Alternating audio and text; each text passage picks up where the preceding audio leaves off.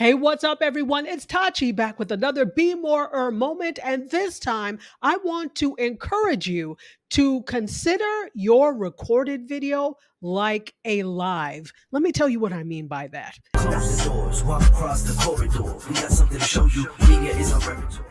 Okay, so you're recording video because you have something to say, right? And so you sit down and you're doing some batch recording. Now, if you don't want this to take 10 million hours, consider doing them like you would a live. What do I mean by that? Well, when you do live video or you're live streaming, there is no do-over, like, oh, let me stop it and start over. No, you've already started. So if you have any mistakes, if you flub your words, you just move past it. You move on. You correct yourself. I want you to consider doing that when you're doing live video. Now, I know it looks all nice and polished not to have any mistakes. Well, sorry, when you're doing recorded video.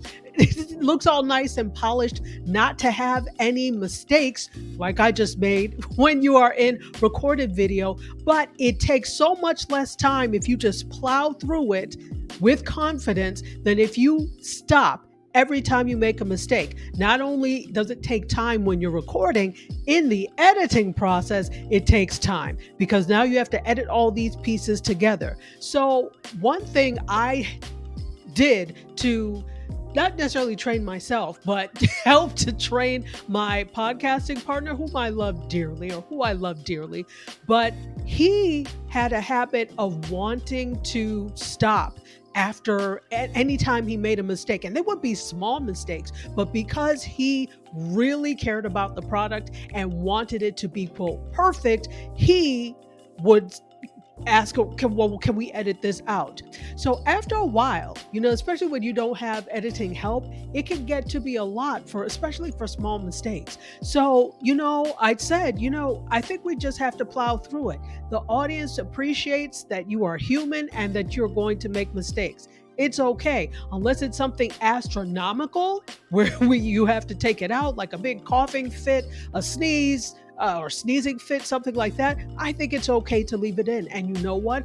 I believe audiences appreciate seeing that you are human. It's okay. We all make mistakes. So I don't think you have to take out every single place where you made a mistake, unless it's really something major or it's bothering you that much. But to be honest, the audience just wants to listen to you and they want to hear that you're human. So it's okay. So I would say don't worry about every single little mistake that's there. Just plow through it. It makes you sound human and not rehearsed. Right? Does that make sense? Or not over rehearsed, I should say. So I want you to think about your recorded video as if you're doing a live. There are no do-overs in lives. Think about your recorded video that same way. And because there are no do-overs, you're less likely to stop and have it, to have a big do-over, and you get trained to not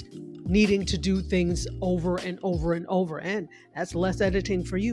Okay, well, I hope this was helpful. I would love to see what you do and hear from you in terms of whether or not you're going to just plow through instead of stopping and starting and stopping and starting when you're doing recorded video. Well, that's it. Hopefully, this little tip will help you to be more with your videos and live streams. And this one, particularly your recorded video. Until next time, cheers. Always here for you.